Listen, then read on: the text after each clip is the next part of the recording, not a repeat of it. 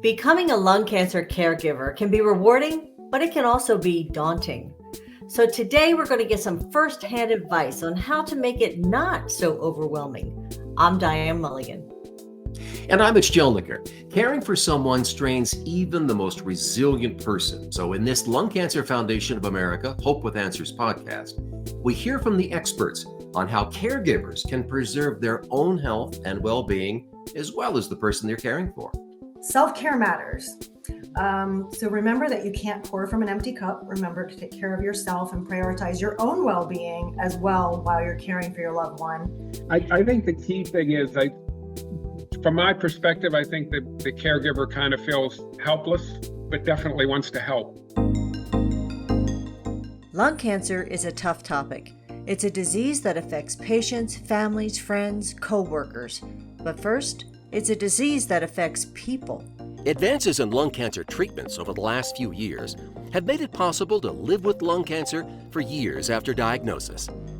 The Hope with Answers Living with Lung Cancer podcast brings you stories about people living, truly living with lung cancer, the researchers dedicated to finding new breakthrough treatments, and others who are working to bring hope into the lung cancer experience.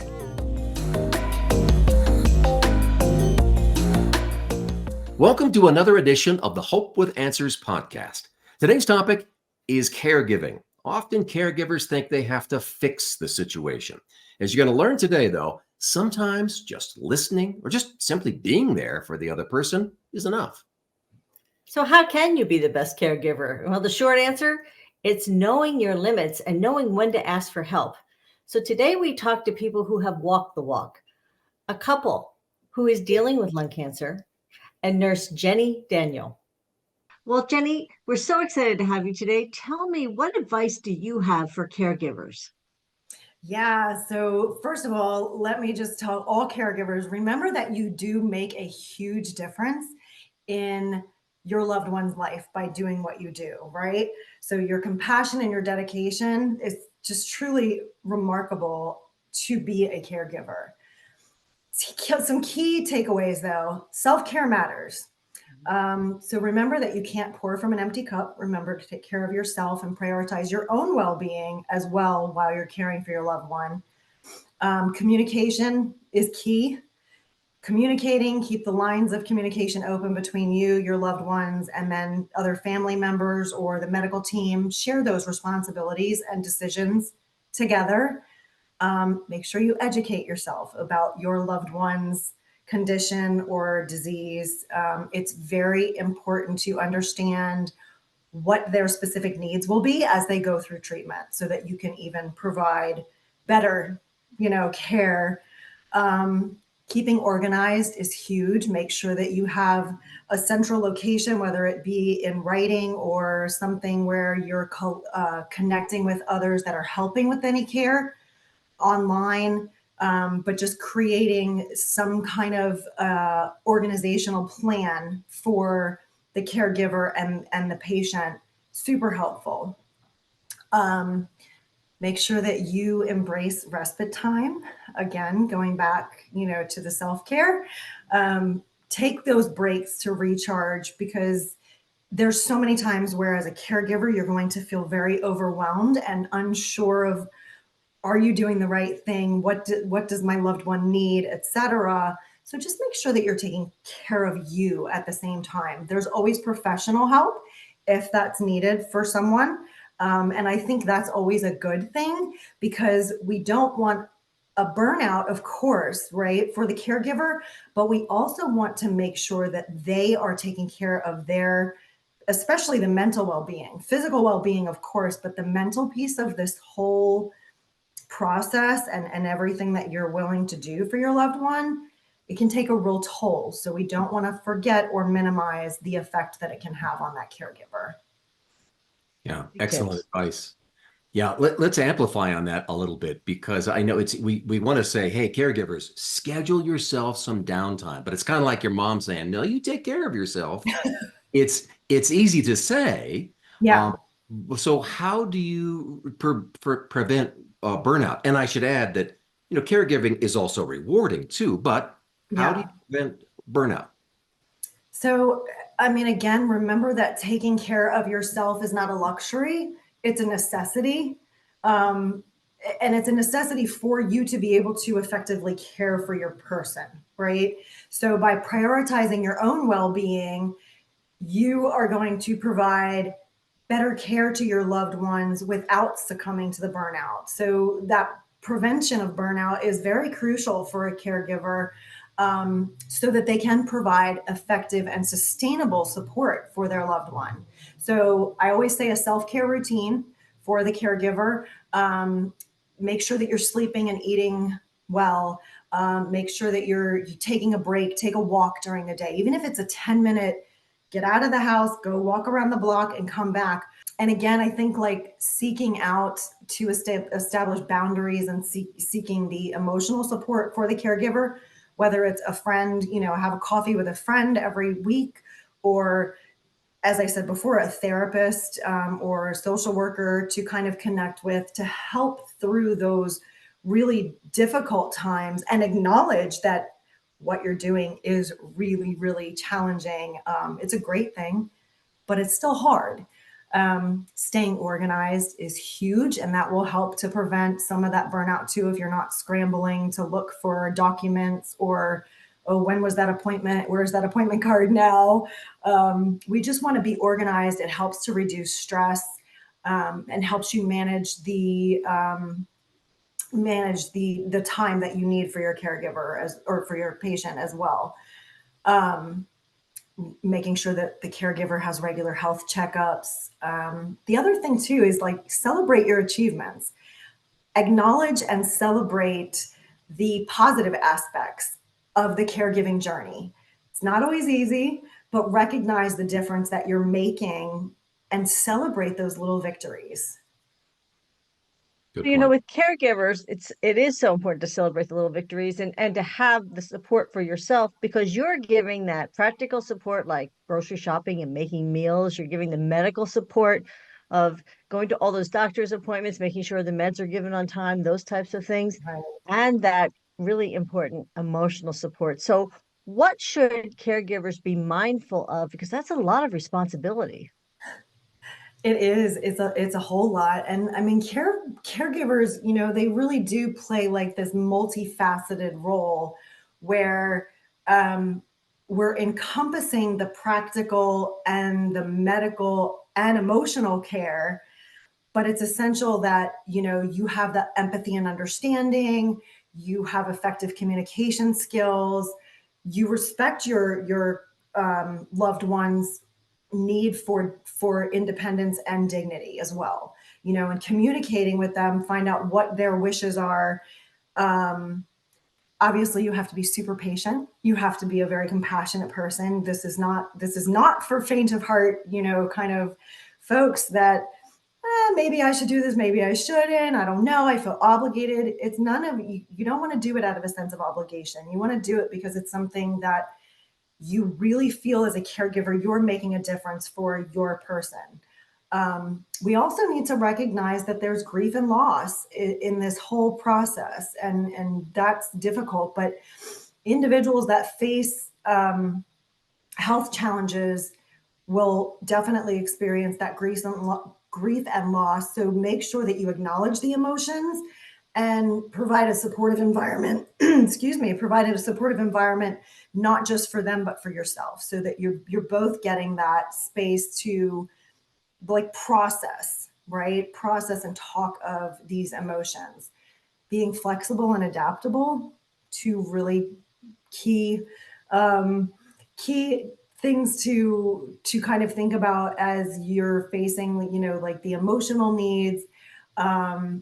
You just have to be adaptable in the approach of what you're doing for this individual and adjusting the evolving emotional landscape for the person that you're caring for. Yeah, very, very much so. I mean, caregivers should not feel bad that maybe at times things get a little bit more than they can handle. But still, how does a caregiver know if it's too much for them? Yeah, I mean, I think that's a good question. And it really takes a strong person to look within to say, like, am I doing this for the right reasons and not because there is this overwhelming sense of obligation, right? Which is, we see that a lot, especially in spouses. Spouses often don't want to invite someone into the home to say, here, you take care of my loved one who's dealing with this, and I'll just kind of take a back seat. You have to make sure that you're getting a scheduled downtime so that you can basically just relax a little bit and not feel like this is the obligation. So again, I think creating a schedule, right? Knowing a weekly schedule, times where you know that you need breaks, and also obviously the specific time slots for the caregiving tasks, for appointments, for personal activities. But again, setting those really realistic expectations. Acknowledge that you can't do everything. Not one individual in this world can. It's impossible. So setting the realistic expectations for yourself and prioritizing the tasks based on urgency and importance. So even if you sit down at the beginning of every day and say, here's the top 3 things that we absolutely have to get accomplished today, or we have to be, at X, Y, and Z location. But then what are the other things? What are the other things that are your self-care, your scheduled breaks, and making sure, again, to identify tasks that can be delegated, especially to other family members. And I'm thinking that it's really important to have the conversation between the caregiver and the patient, that there's a reason why I'm doing this, and that I want to be my best for you. So I have to have some downtime. And other people are going to help, because I do think many times the patients are like, oh, please don't involve anybody else. I mean, I don't want to be a burden. I mean, you hear that all the time, and yet they don't really understand that the burden is really falling on the caregiver. And so the caregiver doing these types of things, it's really important. So is that a good conversation to have? And are there other ones that you think help grease the wheels through all this? Yeah, I think always keeping a good open communication dialogue going is super important. I mean, if you think about just kind of picturing, most of the caregiving is done spouse to spouse, right? Or partner to partner. So we need to make sure that as the caregiver, you recognize the demands that are physically and emotionally there. Nobody should be doing this alone. So again, having that dialogue is you just have to keep it open. And even if that means a 5-minute meeting every morning to say, like, here's what I'm concerned about, here's what I'm concerned about, as the caregiver and the patient, just talk about things and be open. Don't ever be afraid to say it's too much, or I'm not comfortable doing X, Y, or Z. I think having that shared responsibility with the caregiver and the patient themselves, that's going to be huge. And knowing that, when your caregiver is supported, also, they're then providing better quality care for their loved ones. Yeah, open dialogue between the caregiver and the patient will help both of them, for sure. Absolutely. So what about conversations? Should there be conversations between the caregiver and the doctors? Because I see the caregiver is a part of that overall team that's trying to help that person. Yeah, a lot of times what I've seen is that the caregiver is actually mediating most of the conversation between themselves and the medical team, right? So on behalf of the patient, because a lot of times it's almost like another overwhelming task for a patient to have to do that, but it allows the caregiver to really understand from a medical perspective. And again, it kind of goes back to educate yourself fully, or as much as you can. Some of us don't have enough time to really prepare to be a caregiver. But just, I think for a caregiver to recognize that they do have limits and what those limits are, seeking help it's not a sign of weakness. It's a practical, necessary step for anyone to be an effective caregiver. So that conversation, whether it's, a question like, is it okay to have another dose of my Zofran because my nausea is really not getting any better and it's only been 3 hours, not 4. To sum it up, Jenni, I'm hearing that scheduling is incredibly important, and making sure that if people come in, they can see that schedule and they understand what to do, that the communication is huge. And sometimes that communication should even be before anything major happens, because it's so important that everybody's on the same team. Yeah. Tell me what else. What are the other takeaways that you think are just so important that people should really remember out of the discussion that we had today? I think educating oneself on exactly what's going on with their person is really vital. If you can understand their condition, you will in turn provide better care for them. Practice empathy. When you're thrown into that situation, you look at it very differently, and you may change from this very well organized, nice legal document, what you want, to what's actually practical and what's maybe the best for the time that the individual needs care, or if it's end of life care, what does that look like? Who do they want involved? Who do they not want involved? Who's going to bring them stress? Who's going to bring them peace? You have to look at so many different avenues for all of these things. And I think with good communication skills, any of us can do it, right? But Yes. we also have to take care of ourselves as the caregivers. I just wish I'd talked to you before I became a caregiver. That's all I can say, because this was fantastic. Yeah, it was Totally great. challenging. Yeah. I mean, we live personally, but we moved both sets of our parents. So I have aging parents times two. And I can tell you, just even as, I'm a nurse, I caregive all the time and I love it. But there's still days where I even sit back and say, hold on, today's my day, or I need my hour to just de-stress. I need to go for a walk. I'm feeling it. It's just human nature. We're not meant to 24/7 take care of someone that we're looking at, especially as a spouse or a partner. It's a great point, because as you were talking, I was thinking, well, not everyone is naturally a caregiver, but given the advice that you shared, even a new caregiver can be the best caregiver they can possibly be. So thank you for your insight. We appreciate you passing along this very good advice. Thank you. Thanks for having me. Our next guests are Frank McKenna and his lovely wife, Debbie. Now, Frank is living with lung cancer. He's a Lung Cancer Foundation of America Speakers Bureau member, which means he's devoted to advocating for others living with lung cancer. And his wife, Debbie, was for a long time Frank's caregiver, and both offer some very practical advice. Hi there, Frank and Debbie. And Frank, you're a personal trainer and you're used to being in top physical shape. How difficult was it for you to have to ask Debbie for help on things early on when you were first diagnosed?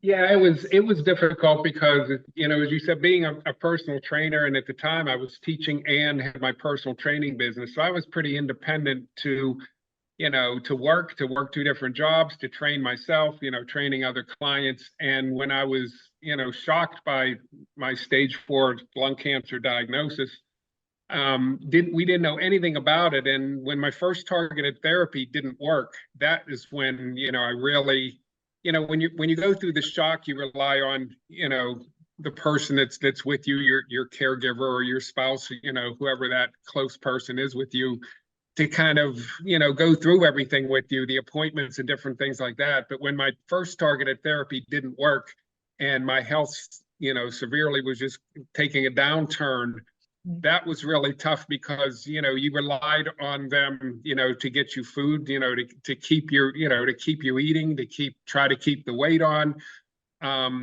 You were lethargic and had no life. So, I'm sure it was tough to be around somebody who, wasn't that energetic and wasn't doing things, especially when you're used to them being that way. So having to rely on somebody else was tough. Debbie, being a caregiver can be rewarding, but it can also, of course, be exhausting, both emotionally and physically. What did you do during all this to ensure that you didn't wear yourself out while caregiving? Well, I don't know how rewarding it is, but it was exhausting, especially emotionally. So, and I just happened to have had a friend go through the same kind of thing like 9 months before Frank was diagnosed. And she told me the way she coped was to keep herself busy. And so she started painting every wall in her house while her husband was going through all this stuff.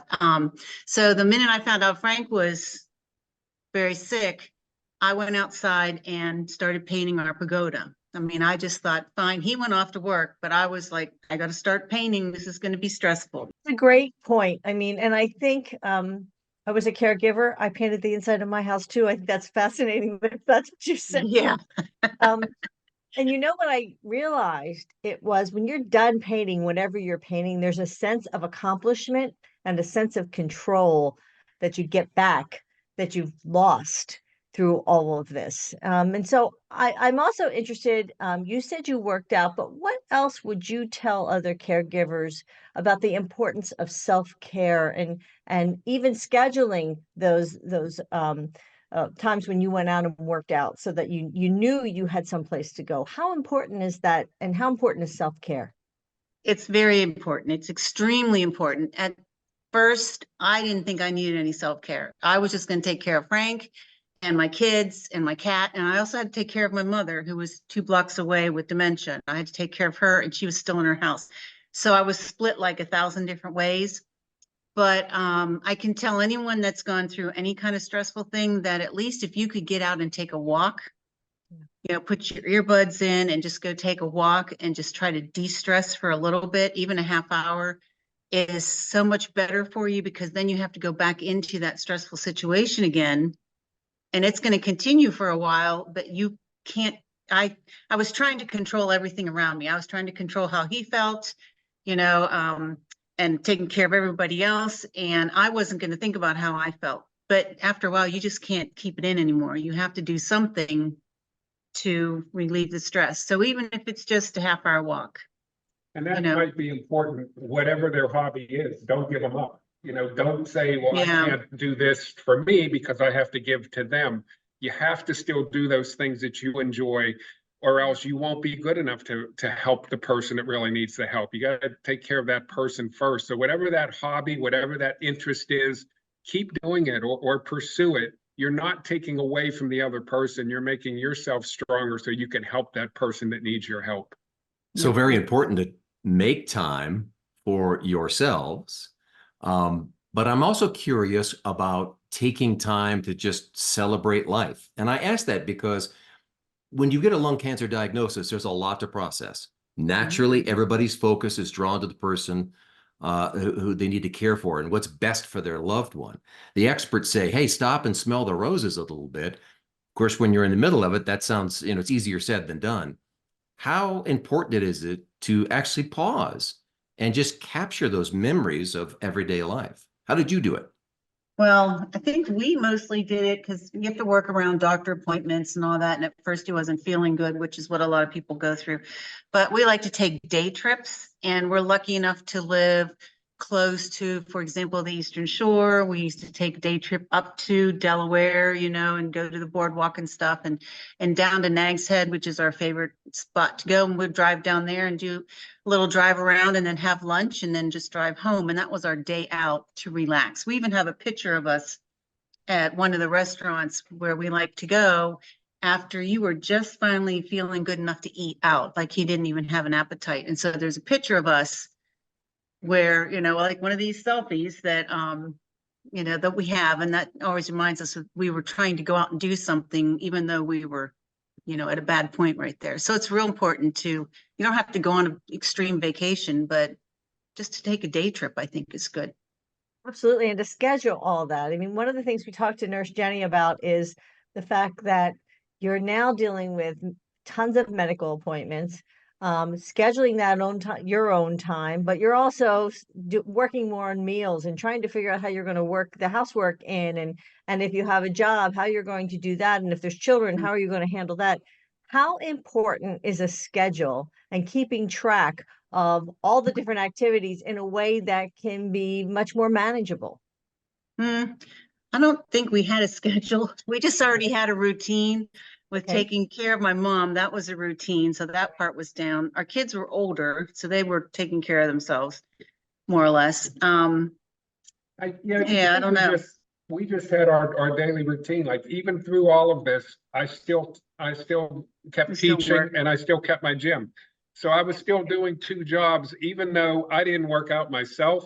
And I didn't train more than 2 people back to back because I was physically exhausted and couldn't, had to lay down in between before I could, even drive home in my car. So it was exhausting, but it was like, this is life. This is what we do. You get up and you go to school and you teach, and then you go to your gym and you train clients, and you just try to make it through the day. You're exhausted, but it's not like, well, let's make time for this and this. I think we were just so used to, or I've always been used to, having the 2 jobs and always being on the go, that it just seemed like I need to keep doing that because I need to keep doing that for me. Once I start giving in and say, I can't, do this, or I can't train these people, or I can't like be who I am, then I kind of thought I'm losing. I'm like giving into this. Definitely writing things down on the calendar. If you're a person that needs to see things up front, which I do, I had to schedule. I don't have to schedule when I'm going to see my mother, more or less, but I had to schedule like, give the cat his pills, or, that kind of stuff. So that's the way I kind of kept control of things, is that calendar. I still have the calendar, but I hardly write on it now. That's interesting. That's fascinating, but it really helped you during that time. That's great to know, because I think it's easy to forget things, isn't it, when you have so many plates that are spinning all at once, and you really had 3 full-time jobs at that point. And I still keep the calendars because I have to look back on them, especially when my mom was in different care, I'd look back, oh, when did I make that doctor appointment? I didn't even use my phone. Forget the technology. I just look back on the calendar and, could see everything. So I had like 2 or 3 years sitting on my counter just so that I could look back and know what went on. It's helpful. Yeah. Write it down. Write it down. Keeping organized helps. Mm-hmm. All right. So I want to learn from your successes and maybe your missteps along the way. If I called you this afternoon and said, okay, I'm going to be a caregiver, what do I do? What advice would you have for me? First thing, well, not even the first thing, top thing would be to ask the person, well, what are the things that you feel like you have to do for the person that you're going to be taking care of? Just so I kind of got a mindset as to what was going to be going on. And then, we talk about that a little bit. And then I'd probably say, well, what do you do in your time? And like when this person's taking a nap, maybe you perhaps could go do something for yourself. Keep busy, but also don't forget to eat right. I was so worried when I had my blood test done for my yearly physical. I thought for sure I was going to be numbers all over the place, because the only thing I remember drinking a lot was margaritas on the deck, because while I was painting, because I had to de-stress at night, Well, apparently the doctor told me your numbers are fantastic. That must have been the trick. So I don't know. A question for you. Did you have any challenges, the 2 of you, with Debbie, you're watching Frank, and Frank's the kind of guy, I'm guessing, who probably does more than he's supposed to. Is going to continue working even though he's got this very serious diagnosis and the clinical trial's not going well. But yet at the same time, you want to respect the fact that he's continuing to push so hard. Was that an issue for you to balance that? That was exactly. I just told him, I said, I'll answer this one because I remember as he started to feel better and do more for himself, I still continue to want to hover, and do you need a pillow while you're laying down? Do you want your blanket? Let me fix you some more pudding cups, all that stuff. And he got irritated with me at one point and kept saying, remember, you're like, I can do it myself. I can do it myself, and he was getting better. And I'm like, I know, but I've been taking care of you for so long. I said, I have to make sure you're still doing things right. So I remember that as being an issue when you were trying not to get mad at me, but I know you were irritated. Yeah, and I remember during that time, that's when Debbie said, it was like around November, December when I was diagnosed back in 2016. And she said, you need to get rid of the gym. You need to sell the gym because you can't do both. You're killing yourself. You can't, and our thought at that time when the targeted therapy wasn't working was I had very little time left. And, you never know, but it wasn't like, oh, you've got, months left or years left. It was like, do you have a month left? Do you have a few weeks left?